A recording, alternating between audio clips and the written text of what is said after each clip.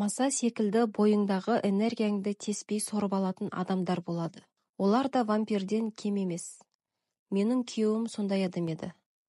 Үйленгенге дейін оның кемшіліктерін көз көрмей, құлақ естімей, сеніп құлай сүйіп тие берген ғой. Бәленің бәрі отбасылық өмірде байқалды. Мінезіне адам түгілі ит те шыдамайтын. Мен мектепте мұғалім болып істеймін. Ал оның жоғары білімі жоқ. Өмірінің жартысын құрылыста өткізді. Қыста үйде қолы бос 3 баламен қоса асыраушы едім. Көктем шыға әрең дегенде жұмысына жіберем. Шыға сала міндетсініп кешкісін үйге есікті теуіп кіретін. Бала шағаның да ығырын шығарып жіберген. Ол келгенше тамақтарын ішіп, бөлмелеріне кіріп кететін. Сол баяғы әдеті, балаларын көрсе кекетіп, мұқатып сөйлейді. Киімің неге мұндай, шашың неге сондай деп әр денесіне бір тесіп шығады. Ол байқұстар да мектеп бітіргенше әрең шыдадау. Басқа қалаларға оқуға түсіп, үйде екеуміз жалғыз қалдық. Енді оның айналдырғаны мен болдым. Жұмыстан келсе 1 сағат қасында отырып, шайын құйып, әңгімесін тыңдауым керек. Менің де жұмыстан шаршап келгенім оны қызықтырмайды. Сөйтіп жүргенде күйеуім жұмысындағы жесір әйел туралы жиі айта бастады. Жағдайы жоқ екен, өзі пәтер жалдап тұрады. Біздің жұмысшыларға істеген ауқатпен баласын асырап отыр деп аяушылық білдіретін.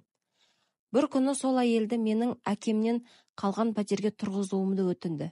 Тегін тұрмайды, азырақ ақшасын төлейді. Сауап үшін ғой деген соң көндім. Артық ақша түсіп тұрса несі жаман деп ойладым. Бірақ сол пәтерді жалға бергелі көк тиын қолыма түспеді. Мен алып машинама темір алдым.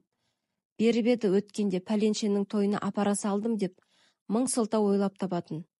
Бір күні пәтерімді кімге жалға бергенімді көрейін деп арнайы іздеп бардым. Сөйтсем, күйеуімнің байқұс жесір әйелі менен сұлу. Сыланып, сипанып қалған біреу. Сізге рахмет деп жылы сөзін айтып шығарып салды. Сол кезде күйеуімнің ойы бұзылғанын байқадым. Мына әйелмен бірдеңесі барау деп топшыладым.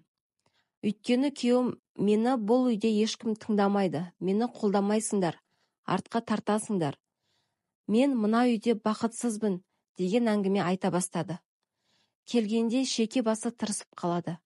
Ал сыртқа шығарда айнаға қарап, бар тәуірін үстіне жапсырып кетеді. Бір жолы оған біздің пәтерге тұрып жатқан әйел әп-әдемі екен. Сауап үшін үйленсейші, тіпті сонымен бірге тұрам десең де қарсы емеспін деп айттым. Көзі шарасынан шығып кете жаздады. Ақыры бұл үйде сені қолдамайды екенбіз, бақытсыз боп жүрген сияқтысың. Мен бәріне ризамын. Кетем десең аяқ қолыңды байламаймын, дедім дағы. Өзімше қойай, қайдағын айтпа деген сөзді күтіп отырғам. Ал ол балаларға не айтамыз деп ентелеп кетті. Әңгімем құлағына жағып бара жатыр-ау. Балалар жазғы демалысына келгенде отбасылық жиналыс жасадым. Мына әкелерің бір әйелге үйленеді. Мен оған разылығымды беріп отырмын. Әкелеріңді күтіп баптап, жағдайын жасауға менің жүйкем де, күшім де жетпей жатыр, дедім. Үшеуі бұлқан-талқан ашуланып үйден шығып кетті. Артынша үшеуіне бірдей WhatsAppпен хат жазып жібердім. Әкелеріңнің мінезіне төзіп өмірімді қорлағым келмейді, шаршадым. Мені ойласаңдар үн-түнсіз келесіңдер, дедім. Содан кейін күйеуіме басқа елге кетсең де, балаларыңнан безбейсің. Ертең бұлар үйленгенде тойын істейсің. Құдалардың қатарында тұрасың. Ортақ таныс туыстардың тойыңа бірге барамыз. Бірақ күн сайын келіп, менің мазамды алмай-ақ қой. Өз күніңді өзің көре бер деп шарт қойдым.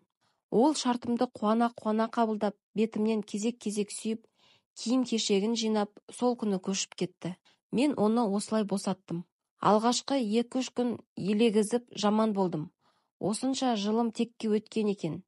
Ең болмаса көз қылып, сені қимайын деп айтпадау, деп егілдім. Бірақ кейін еркіндігім, жалғыздығым өзіме ұнады.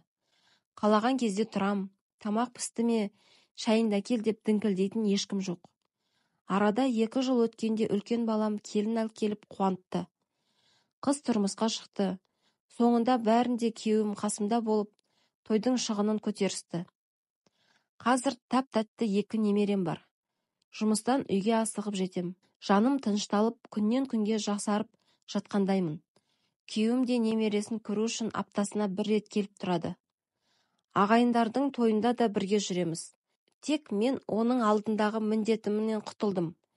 Күйеуім де қазір бұрынғыдай емес, жұмсарған, жасарған. Екінші әйелі жанына майдай жаққан сияқты. 20 жыл отасқан күйеуімнен құтылғаныма асығып екінші рет үйленуге көндірген әйелмін. Есесіне жаным тыныш, неге осыны ертерек жасамағам деп кейде өкініп қалам дейді бүгінгі біздің кейіпкеріміз. Шынайы оқиға каналына тіркеліп, өз ойларыңызбен төменде бөлісіп кетсеңіздер. Және лайктарыңызды басып, қоңыраушаны басуға ұмытпаңыздар. Келесі кездескенше аман сау болыңыздар.